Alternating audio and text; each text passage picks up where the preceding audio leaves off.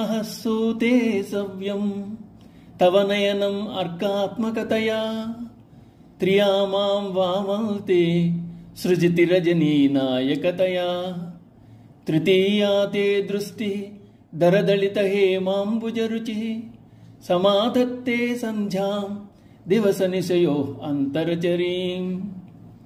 అమ్మా, నీ దక్షిణ నేత్రము సూర్యుని యొక్క స్వరూపము కలిగి పగటిని జనింపజేస్తోంది. నీ వామనేత్రము చంద్రుని స్వరూపంతో రాత్రిని సృష్టిస్తోంది. నీ యొక్క నొసటునున్న మూడవ కన్ను అరవిరిసిన బంగారు తామర పువ్వు కాంతి వలె ఎర్రనై ప్రాతః దివారాత్రముల మధ్య గల ఉభయ సంధ్యలను చక్కగా ధరిస్తోంది. ఎరుపుదనము తన వర్ణలక్షణముగా ఉన్నది కనుక మూడవ కన్ను అగ్ని సంబంధమై ఉంది. శంకరాచార్యుల వారు ఇక్కడి నుంచి 10 శ్లోకములలో అమ్మ నేత్రములను దర్శింపజేస్తున్నారు. దయార్ద్ర దృక్కులతో వీక్షించే కామాక్షి, మీనాక్షి, విశాలాక్షి అన్నీ ఆవిడే. భక్తులు కోరిన కోరికలు తీర్చే కళ్ళు ఆవిడవి.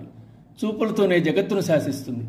ఈక్షత్యాత్మికా శక్తిని కలిగి ఉన్న అమ్మ 3 కళ్లతో ముజ్జగాలను వీక్షిస్తూ ఉంటుంది. సూర్యచంద్రులు కాలాన్ని సూచిస్తున్నారు. వారే అమ్మకు కన్నులుగా అమరారు.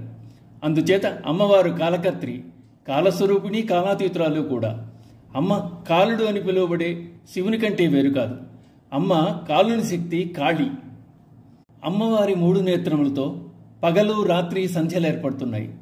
పగలు జాగ్రత్తావస్థను, రాత్రి సుషుప్త్యావస్థను, సంధ్యలు స్వప్నావస్థలను ఏర్పరిచి ఈ 3 అవస్థల్లో ఉన్న అజ్ఞానాంధకారాన్ని తొలగిస్తోంది అమ్మ. కుండలిని యోగంలో ఇడ, పింగళ, సుషుమ్న నాడులు వరుసగా చంద్ర, సూర్య, అగ్ని సంబంధమైనవిగా చెప్పబడ్డాయి. ఇడనాడి వామ సంబంధమైంది, పింగళనాడి దక్షిణ సంబంధమైందిగా చెప్పబడుతోంది. కుండలిని సంచరించే సుషుమ్న నాడి పాలనేత్రముగా చెప్పబడింది. జ్ఞాత, జ్ఞేయము, జ్ఞానము అని 3 త్రిపుటి. అవి సూర్యచంద్రాగ్నులకు సంకేతముగా చెప్పబడుతున్నాయి. ఇందులో సూర్యుడు జ్ఞాత, జ్ఞానము నెరిగినవాడు. చంద్రుడు జ్ఞేయము, జ్ఞాన విషయము. అగ్ని జ్ఞానమునకు ప్రతీకగా చెప్పబడ్డాయి. బయట ఉన్న సంధ్యాకాలం శరీరంలో కూడా ఉంది. అది భ్రూఘ్రాణ స్థానం, అనగా కనుబొమల మధ్యస్థానం.